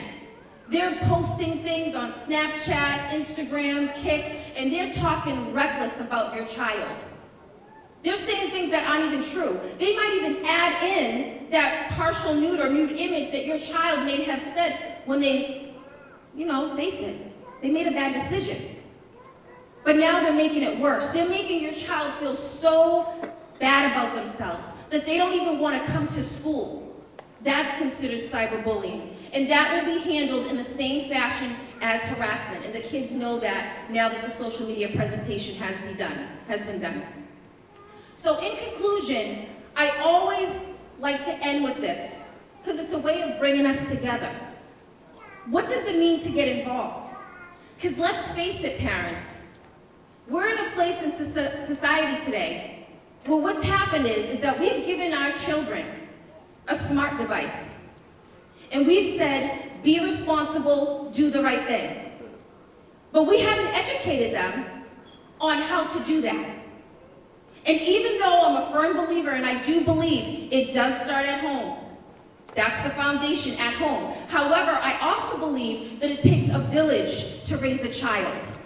So that's why we're here today, having this public safety forum, so that we can exchange information with each other, have that dialogue, build that relationship, right? That's what this is for. But at the end of the day, in order for us to keep that partnership going, I'm a strong believer. If you see something, say something. If you see it, you have to tell us. Because that information may prevent the next school shooting, right? May prevent that child who has gone off on the deep end because they suffer from mental illness, correct? You have to tell us, because then we can do our part.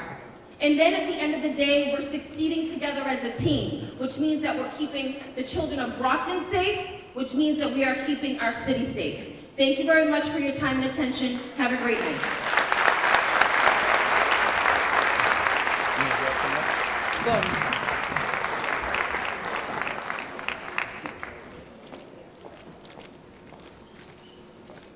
Aren't we fortunate in the city of Brockton to have officers like Lieutenant Mills, Officer Anderson, and Officer Mosley? And this is who we get to work with each and every day. I also have to thank a group of people who are very hard workers, your elected officials, and make sure that we have opportunities to continue to have this dialogue in our community. School committee, please stand up.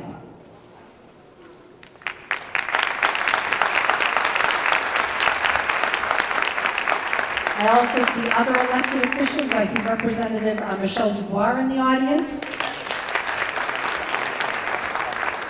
And I believe Dennis Ianieri, City Councilor, and Bob Sullivan are also in the House. Thank you always for your support for the schools. And I also have to thank one of your very own, a parent who is a craftsman that works in the Brockton Public Schools, has children in the Brockton Public Schools. Ed Keefe makes sure, Ed, please stand up, that the doors are locked, that they're repaired, and that our children are safe. So I'd like to open it up. Again, I know we have questions, and I believe School Committee Man Tom Minicello is going to be asking the questions, and we will have our officers. Lieutenant Mills, do you want to come up here? Officer Anderson, Mosley, Deputy Superintendent Thomas, please come up here. And I'll hand this over.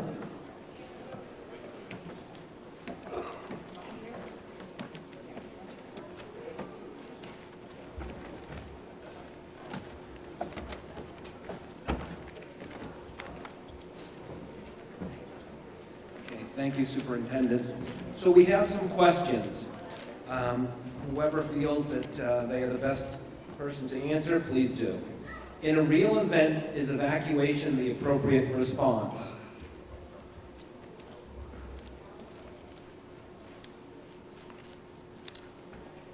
That's actually not easy to answer. It very well may be. There is a movement, run, hide, fight. If you can get out, get out. But it has to be an educated decision. It has to be based on facts. Like I said in the presentation, I most certainly wouldn't want someone that's in a safe location. Look at the building we're in now. Deputy Superintendent, how many acres of floor space do we have? Like 4 acres? Yeah, there's like 4 acres of floor space. So I would hate to see someone jump to move from a safe location and go to another. So is it appropriate? It very well may be.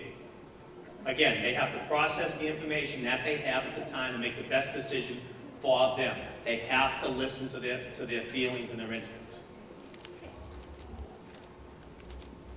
Thank you. Why are there no police at Ashfield at dismissal?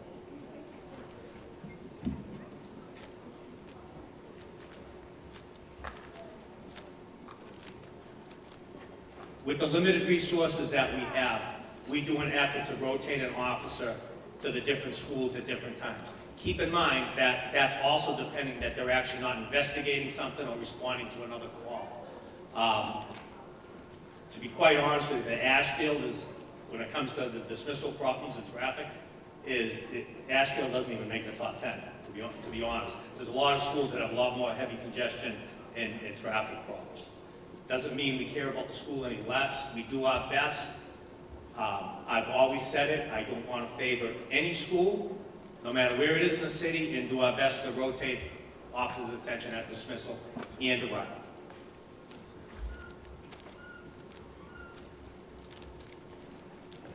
If a child is disciplined for bullying a student, taking video, inappropriate pictures of a student during school or sports, will the student who is accused be able to participate on future sports or removed away from the student they targeted?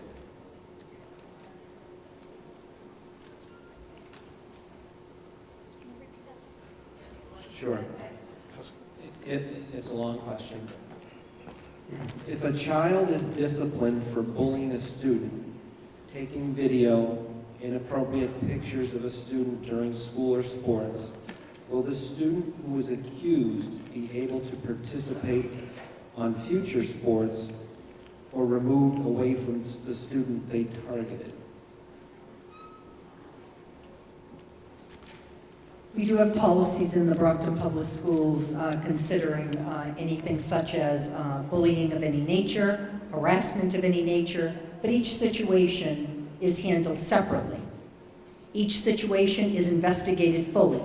For instance, if it is a child at the middle school, then the assistant principal, the principal will investigate. If necessary, they will bring in our school police if it goes beyond something that can be handled at a school level.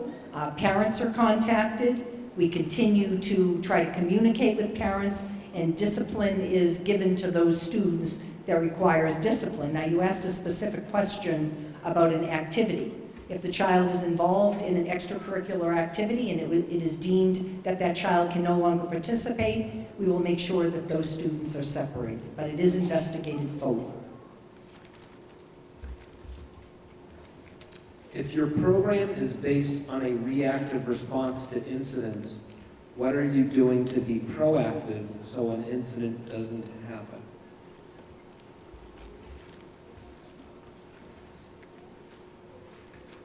Part of the piece I give the teachers, that I didn't include tonight for the parents, is exactly just that. The whole first 90% of the presentation is about what to do, what to do, what to do. But do we really want to do something because something happened, if we can avoid it from happening? So that is a big push I put on them. Are we being proactive? Are the teachers paying attention? Are they holding their co-workers accountable? Are they not allowing them to peg a door open because they left their mid-morning snack on the front seat of their car, so they want to shoot out this side door and go get it? Or are they making them go walk out the front door when they have a free period to go get it? Are they vigilant on wearing IDs? At the high school, the teachers all wear IDs and the students wear IDs. I'll be perfectly honest with you, I'm a big proponent of it. I tell all the teachers in this district, I go to the elementary schools, I go, I'm one guy, I'm one police officer, like almost 200 here in Brockton, and I've actually had this assignment for 8 years now. It is the longest running assignment I've had in my entire career. I do not know everybody by name or by face. How are other officers that would respond to such an emergency know them? I think everyone should have their ID and should have to wear it. And the issues that some of your students have in the high school, again, my opinion, and it's not gonna happen overnight, but if IDs were issued in elementary school, those of you that have those school-age children, what would your kids do with those? They'd show everybody they got it, right? They'd see me in Shaw's and go, look at, I got it. No, really, because at that age, they think it's a cool thing. But by the time they got to high school, it'd be like putting on shoes when you leave your house. It wouldn't be an issue to wear. Unlike, you know, a 14-year-old that comes to high school the first time and now he thinks it's you know, dorky to put this thing around his neck. Again, are they being vigilant on the doors? IDs, student IDs. Are they paying attention to visitors? If they see somebody in the building they don't recognize that's not wearing a visitor's pass, are they stopping them, ask who they are and where they're going? Do the visitors in your school have to be escorted? I remind them, I mean, I'm a lieutenant of the police department. I report to the chief of police. I do not work for the school system, so it's not my place to give them an order or to tell them how they should do. I'm here to make recommendations to them. And I can tell you most schools, all the schools, they took that recommendation. They don't allow visitors to walk freely. But what if one walks away? Are they paying attention? Are they paying attention to what the students turn in? Are they paying attention to what the students don't turn in? For example, are they walking through a room? Do they see somebody etching swastikas in their notebook? Now, in no way, shape, or form, you see me stand in this uniform. I believe in this uniform. I believe in the United States. I believe in our Constitution and all our freedoms. And I understand there's a freedom of expression, and I get that. But that might be someone we want to pay attention to, right? Are they looking at something like that? Maybe seeing if an adjustment counts, hey, is everything okay? Anything going on at home? Anybody bothering you? Those are all things we talk about being pre-active. Are they paying attention to people that enter the school grounds?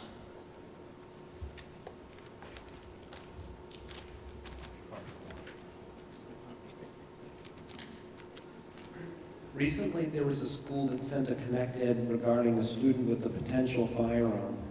Can you explain what measures are taken to determine if a lockdown is necessary and why it wasn't done in that instance?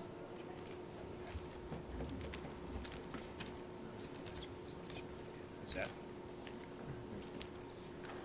In this situation, it was determined immediately that there was no firearm, so the school was not put into lockdown. The police did respond immediately, and I'm from one who informs the principals.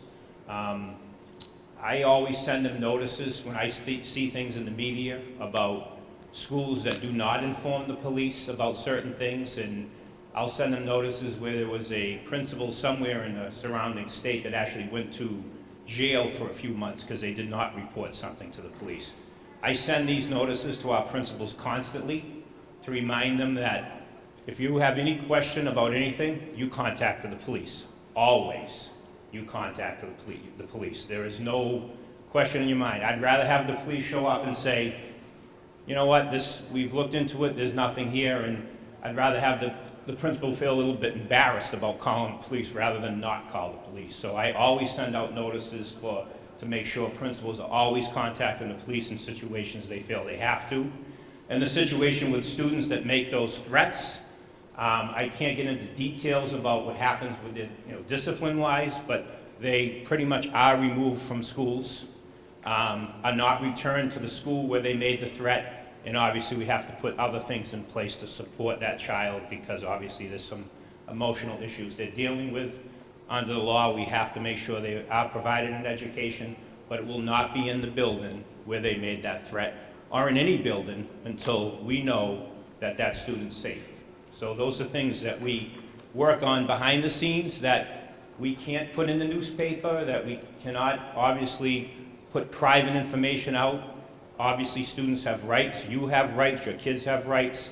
So there's things that we cannot put out there publicly about individual students and discipline. But believe me when I tell you, students in those situations do not return to school until they're fully vetted and things are put in place, but they are provided with their education. You can be sure of that because they do have that right. and it's our job to make sure they get that education, but also we do the things we need to do to support them, to make sure they become obviously productive members of society, but they do not return to the buildings until they are safe. Thank you. I would also like to just welcome Councilors Nicastro, Azak, and I believe, is that Councilor Beauregard? There we go. Thank you for attending. Oh, and my friend Jean Bradley Darren, of course, there. Jean, how are you? Okay, great. As you can see, we have great cooperation with the city and the councilors, so we certainly welcome them here and are glad that they're with us to hear about this very important issue. We'll continue on with some more questions. Is there training for first responders to identify special needs students that may appear defiant or not be able to follow directions without an adult if separated?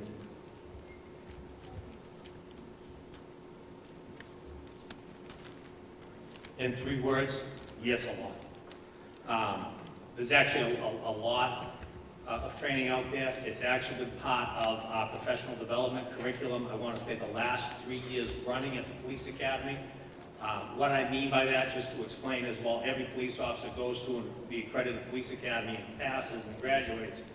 We're required to go back every year for the minimum of 40 hours, over and above any other training that is done outside of that. I can tell you in Brockton, we probably do about 100 hours a year when you factor everything into it. So it not only is that issue an issue similar to it, to include such as the elderly with Alzheimer's, not only is that part of the in-service or professional development curriculum for about 3 years, Brockton also participates in specialized training, CIT, and I believe you're certified? It's like at least half the people just on my staff are certified. Chief, any idea? Numbers, half the department? Yeah, the chief says at least half. More officers have been to the program than half.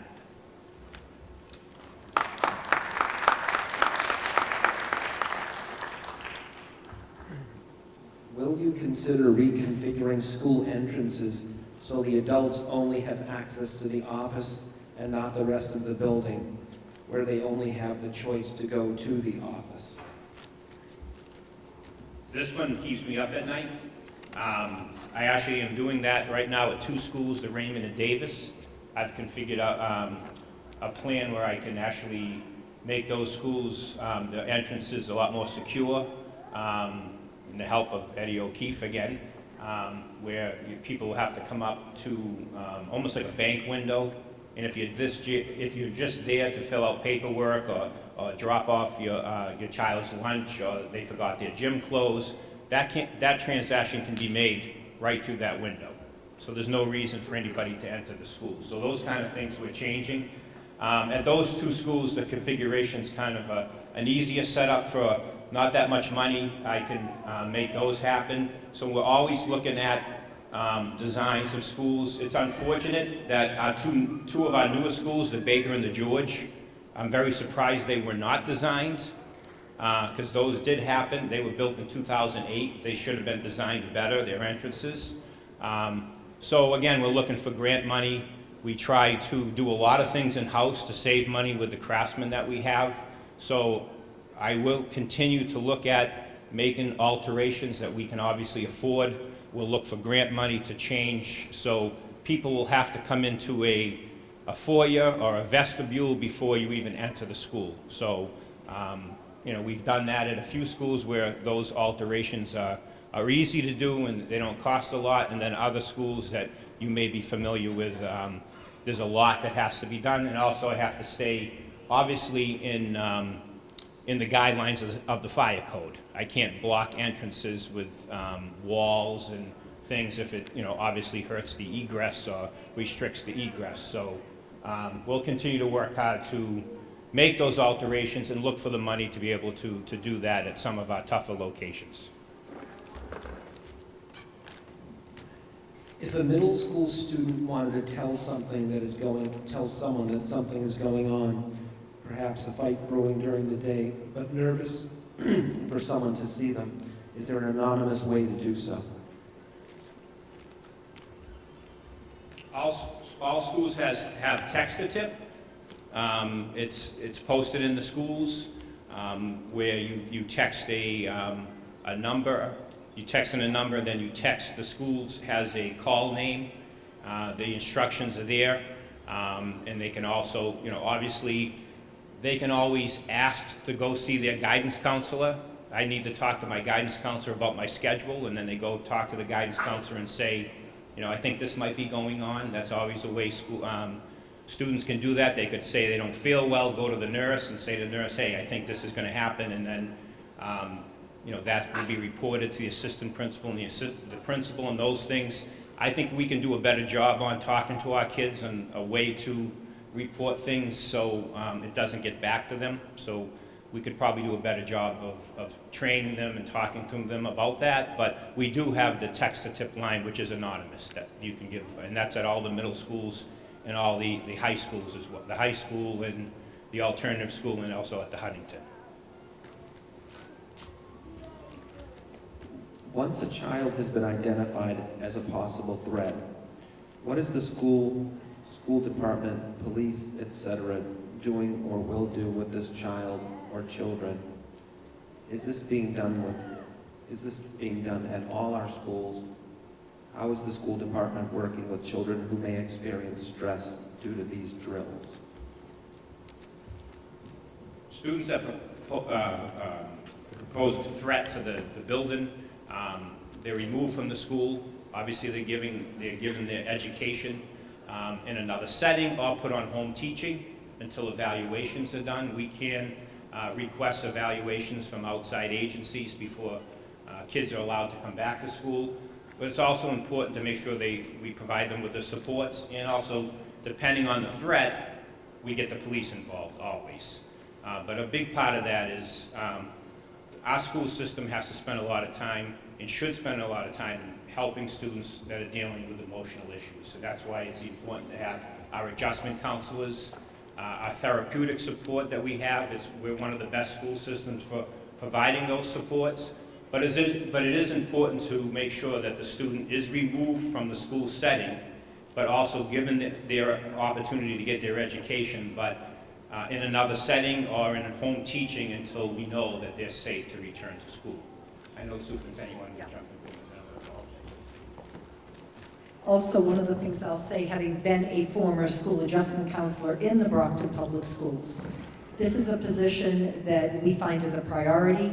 When I talk to the principals, as was mentioned earlier, I think when the mayor was talking, these are positions that we continue to need in our schools. As the deputy superintendent mentioned, therapeutic support, psychiatric visits. So we, as a school district, make sure that we support our parents, because it is an area where parents are looking for help. We'll refer them to the pediatrician.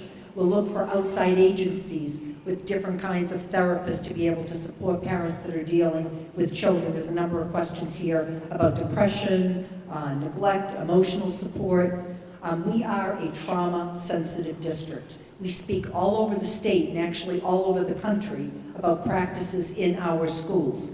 Our staff is in tune. They are trained through professional development to notice a child who is depressed, a child who is saying things that would be inappropriate in a school setting, and we know that it is some type of an emotional stress, illness, etc. So again, we can continue to support our school adjustment counselors, making sure that these are positions that remain with a very tight budget. And you will hear me calling you out as the spring comes to continue to support the funding of our schools. So when we stand in front of you, we want to make sure that there are teachers in classrooms, support staff all around, continue to provide opportunities for athletics, social, emotional support, music departments, all the arts, all of those things that allow your child to grow up and to be successful citizens. So again, a number of the questions do talk about that type of support. And again, although we can continue to add to what we have, the Brockton Public Schools is in a very good situation with training for our staff, our teachers, etc., to support all our children. Really brief, just to add on that from the police department side. Anyone that's followed my unit at all knows, or has probably seen, we don't seem very quick to charge students. We just don't feel that the answer's necessarily going to come by introducing a young man or woman into the criminal justice system. I'll give you just 2 examples. I can't, reveal names, but we had an instance where a student did make a threat, was investigated by a police officer. He tried to work with the parent. The child needed some help. Didn't go that way. We actually applied for a Section 35 in the court. Judge granted it. He was forced to go see a doctor, and that doctor is treating him. Another part, we have programs you might see at the back of the table where we'll take a report, write it up, and pass it along. And there's another police lieutenant who operates some other programs and actually visits the parents' home at night.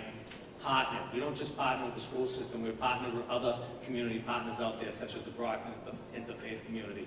And he'll go to the home with someone from the clergy, a social worker, and provide, obviously we don't force anything on anyone, but to be quite honest, most often they are invited in, and they just are a resource to the parent as different avenues that they might not realize are out there for their student.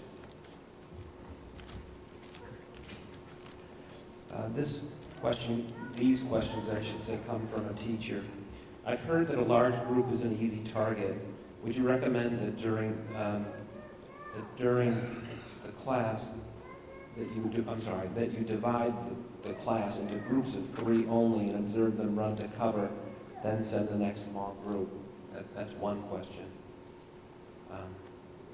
Second question. As a child, I was told that if you ever have to run from a shooter, run in a zigzag rather than in a straight line. With the weapons of today, do you think that's good advice? Why don't you take those 2 and then...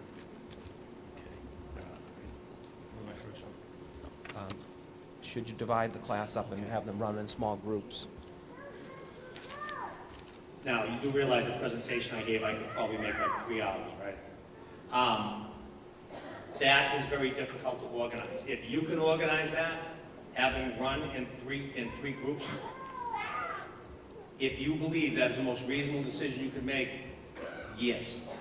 Keep in mind, that is very difficult for a teacher with 24 or more students to manage.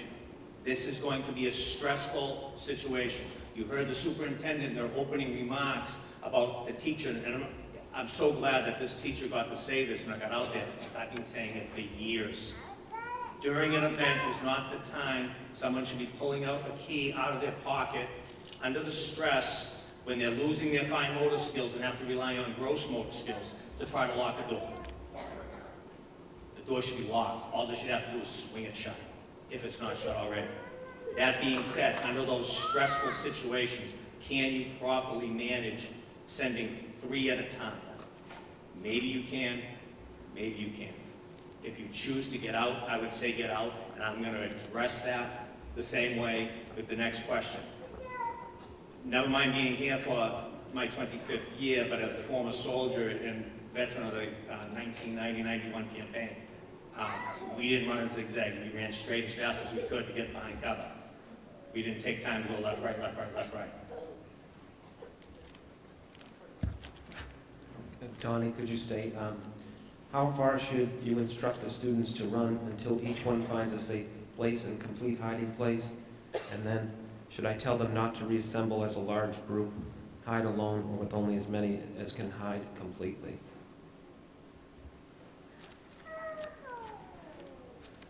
If you're evacuating and you're leaving, you're going. If you do not feel safe until you hit Cobb's Corner in Canton, then you keep going until you hit Cobb's Corner in Canton. If you are an educator, you are responsible for those young lives. Please do everything you can to protect those young lives and keep them so that you know where they are. These tragic, terrible events in the building, these shooters, they last 4 minutes or less. Okay? The lockdown and the following investigation and us reuniting every child with their parent, and as you understand, we're not going home until we account for every soul in that building. It is going to take hours. Hours. And a good point to know, it is supported from the superintendent on down, and I say this to them all. We do not tell the educators where to go. It's on them. Every single classroom. We can't, you know, some people say you can't plan for the unplannable. I mean, it's kind of true. Uncomfortable, all right? I said at the beginning. Who are the perpetrators of these events? Whether it's a workplace, someone that used to work there, right? Sad part is we have to look at the perpetrator here being a student, a former student, an employee, a former employee, or a parent. So should I tell you right now where Brockton High is going to go? So you can set up some type of explosive device there? I cannot provide that information. It's up to each adult in charge of those kids. If they were at the Raymond School and they felt North Junior High was safe for them, then they should go to North Junior High. If they feel Avon Center was safe for them, then they should keep going to Avon Center. And when they get there, they should call the school department and let us know where they are. So we can get a hold of them and give them instructions as to where they should go for a parent reunification, or that, just so you know, we're sending a bus to pick you and your people up, and this is where we're going to take it. Okay, and this is the last question that I have. I have a concern about the doors in our school buildings. They don't lock from the inside. We think about changing the doors to lock from the inside rather than the outside. That's the goal, is to switch over to all the new up-to-date door locks. Right now, it's the most important thing to have a door that locks in every building. I have purchased some magnets that will go on doors that, so the teachers can keep them locked, and all they have to do is pull the magnet off the striker and slam the door to have it shut. But the goal is eventually, like we did all the doors at Brockton High through a grant, it cost $200,000 to put the most up-to-date lockdown doors here at Brockton High. We've done that, I think, at about 6 other school districts across. Eddie O'Keefe, again, is our in-house locksmith who is certified with Medico, which is the system we use, which is the top-of-the-line system. And our goal is to, as funding comes in, as grant money comes in, is to change all our door locks over to the Medico system. But it will take time. But right now, the main thing Eddie does is to make sure the schools that don't have the Medico system is that every door locks and closes, obviously, and works and does lock. But that is our goal, is to move towards a system where you can lock all the doors from inside. And that's what we're moving to as we seek out funding and grants and continue to do school by school. Great. We have this video, this program being taped by our local cable provider, DCA.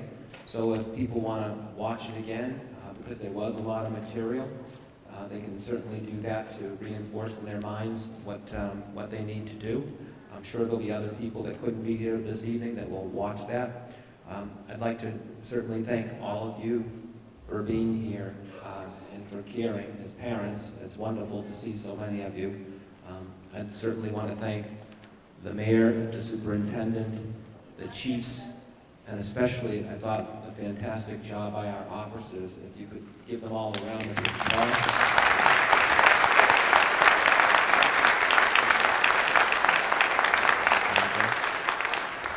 Well, I'll hand this to the superintendent. Thank you all.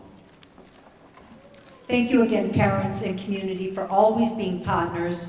We will continue to update you as we continue our trainings for our teachers. You will hear your students coming home talking about their active training also, and we will continue to keep you updated. So again, thank you so much for coming out this evening.